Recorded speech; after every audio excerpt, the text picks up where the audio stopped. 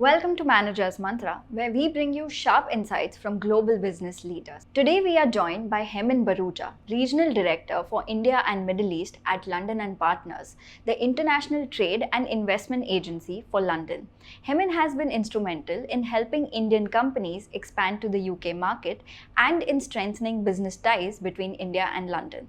In this conversation, we'll explore how Indian startups can successfully set up in the British capital, adapt to the global competition, and make most of the India-UK Free Trade Agreement, avoiding common mistakes while going international. Hemin also shares his perspective on the skills that B School graduates need in the globalized world and the opportunities emerging from India's Tier 2 and Tier 3 hubs. So let's begin.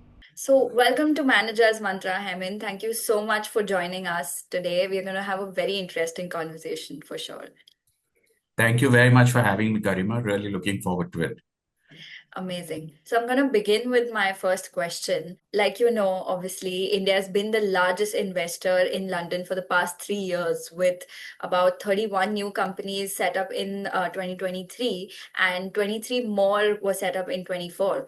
So how exactly does an Indian company establish itself in the British capital? Yes, Garima. So it's really a matter of great pride, I think, for India, for me as an Indian, that Indian companies are doing so well. Indian startups, Indian founders are so ambitious. You're right. For the last 5 years, India has been the second largest investor in the UK. And for the last 3 years, India is the largest investor in London. Now, London is, so that's really quite an achievement. And I think that really is testimony to new India and how India is emerging.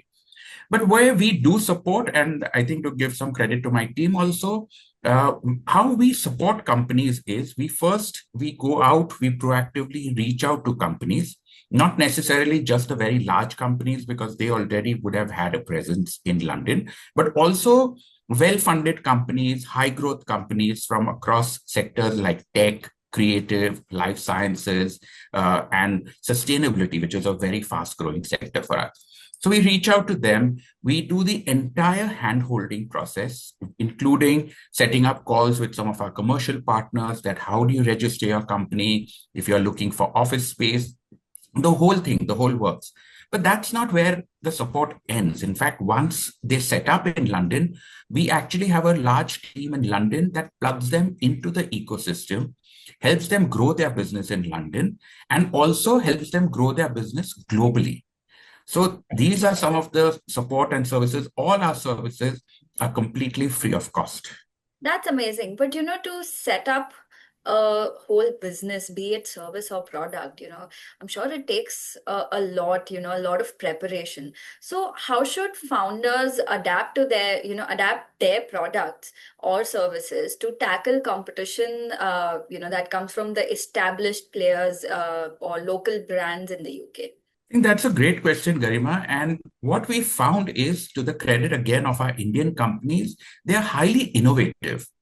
So, while they do go to a new market, it is scary. We fully appreciate that, it's a big, bold step to take. But when they go there, they find it really easy to do business because UK ranks 7 in the world in terms of ease of doing business. So they find it simple. They find clients also are more open. It's an open, inclusive society. So people are very happy if you are providing the right service. So I think in terms of advice to companies, if I were, of what they should do to prepare, would be that, if you're a founder and you have started in India, look at first establishing yourself a little bit. And not just for London. If you're looking to go global, set up over here, get your systems, get your processes here up and running.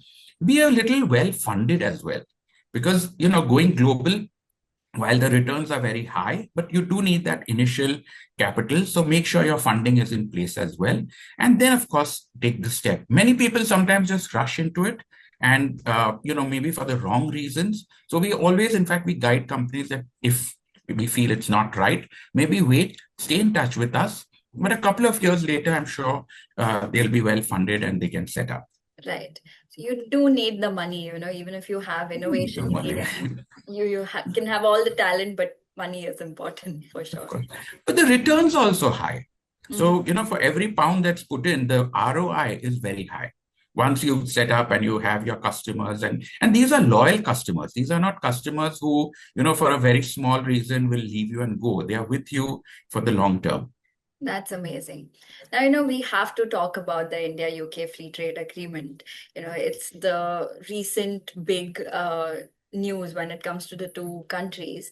But which sectors do you see benefiting the most from it? And, you know, what new doors does this agreement open for Indian entrepreneurs? So I think this is really a historic agreement that's happened between India and UK.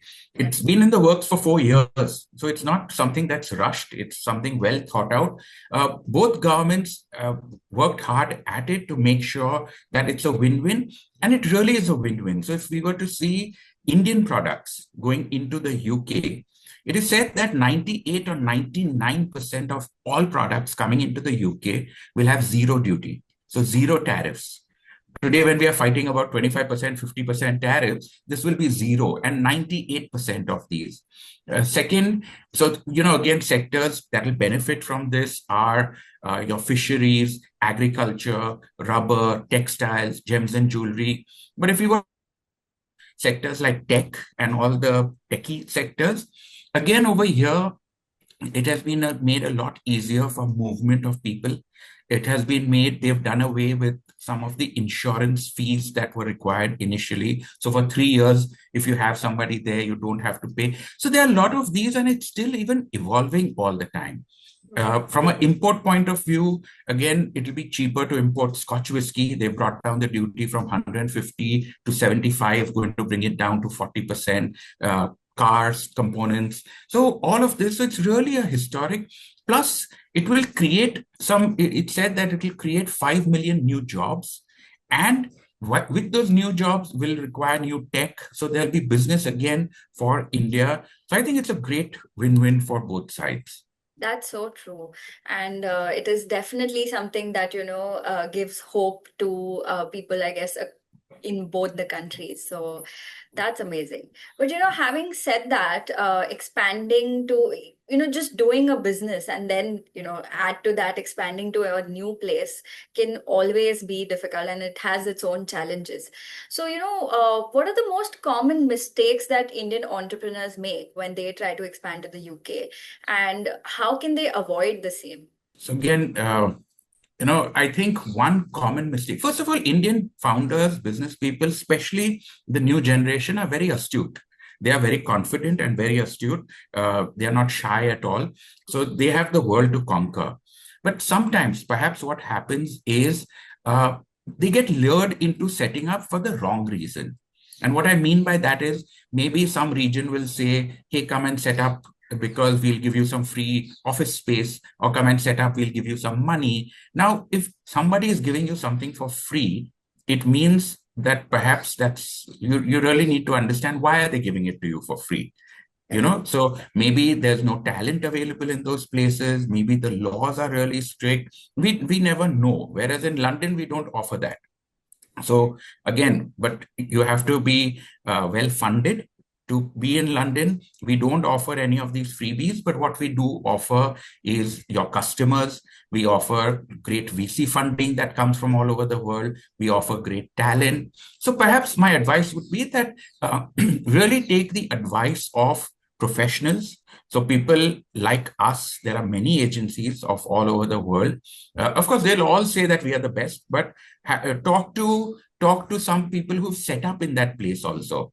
See Correct. what is their experience. Like we don't always say come to London. We always bring in somebody who has set up in London. So they give very free and fair advice, and that's what we also like. That companies should actually know what the scene is like. Correct. So basically, believe in testimonials over offers. Believe in testimonials, go there, see for yourself. Don't just get taken up by, that, oh wow, this is the space they're giving me, or, understand, is there a market? There are many markets which are easy to enter into, but if you have to get out, if you have to get your money out for whatever reason, is that even doable? So, are there any specific skills that, you know, today's B school graduates need to succeed in an increasingly globalized business environment? Are there any specific skills you can maybe list out?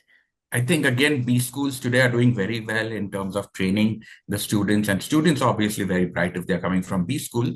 But I would say, and this is for all students, not just for B school students, if you are looking to go global, have a global mindset, think global, do things locally as well. Keep an, you, one thing you will have to keep doing is constantly changing and innovating.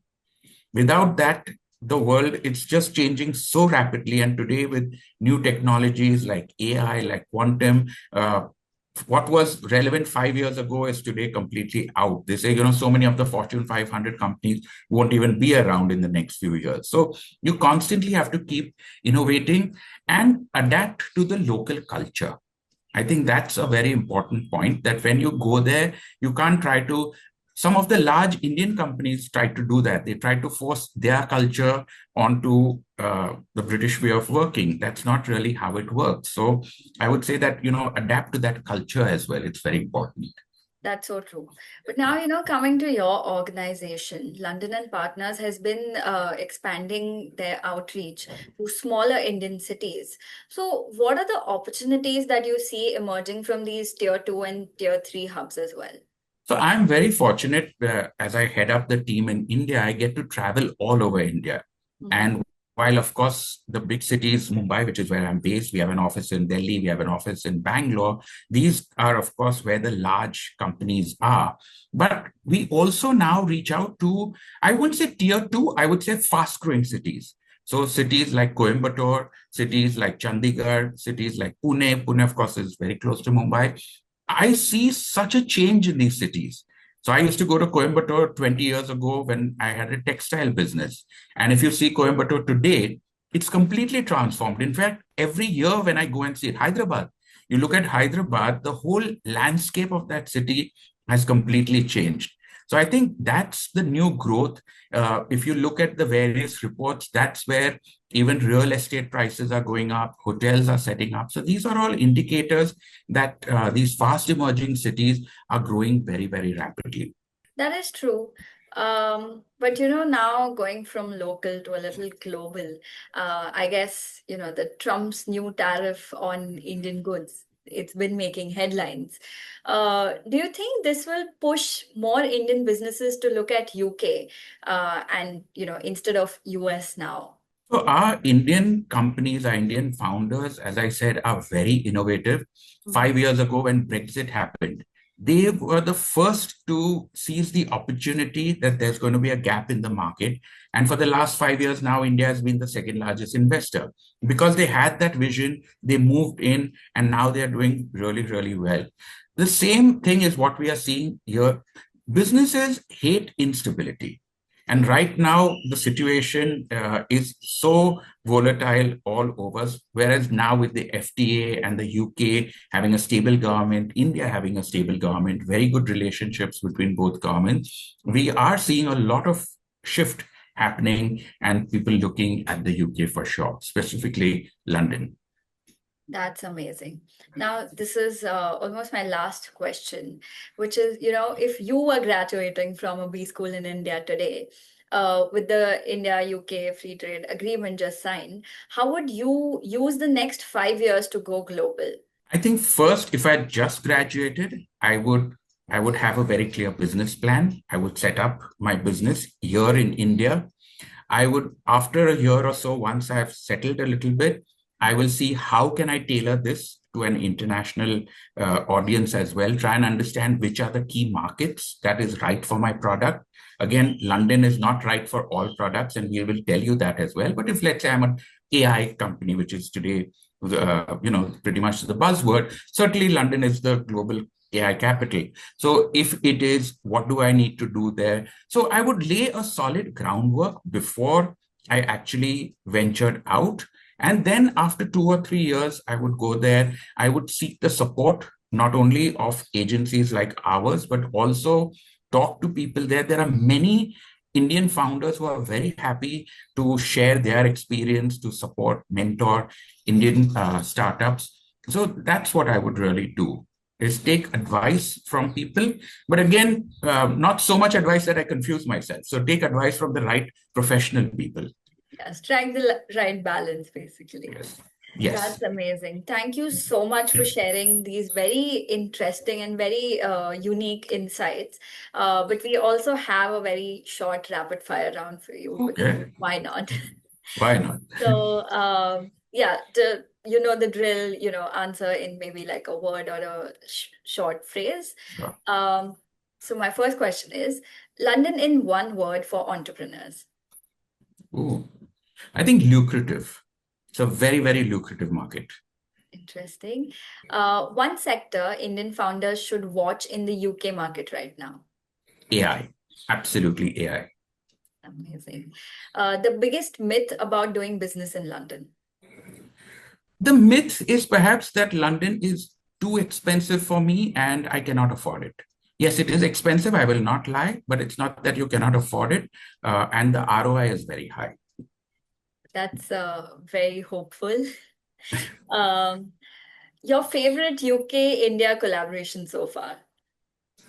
I think if I can move away from business and talk a little bit about movies, then Lagan would be my best India UK collaboration. It was a great collaboration, as was Rang De Basanti.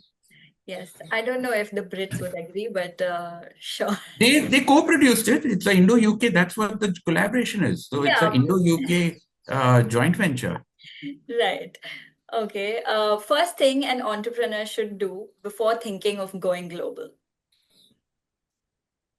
Get his funding in or her funding in place. Right. For And any region, again, it's not only for London, for any region, get your funding in place. that's true. The last one word for Trump's tariff on India. Opportunities. Okay. It throws up a lot of opportunities because not only for founders, but even for the country, I think it throws up a lot of opportunities. We'll be forced to rethink, reinvent, realign ourselves, find the right partners, find our right allies. So in all this adversity, I think there are some tremendous opportunities. I think that's a great perspective on the whole situation. So thank you so much for sharing it with us and sharing so many great advices. I'm sure it will be very useful for our audience as well. Thank you for joining us today. Thank you so much for having me, Karim. I really enjoyed myself. A big thank you to Hemin for sharing such valuable insights on how Indian businesses can think global, adapt to new markets, and seize the opportunities that lie ahead in the UK. Be Smart viewers, we hope you enjoyed this conversation and it helped you better understand the pathways to international expansion. You can share your thoughts and any feedback with us at bsmart.edit at bsmail.in. Follow us on LinkedIn and Instagram for more such insightful and inspiring content.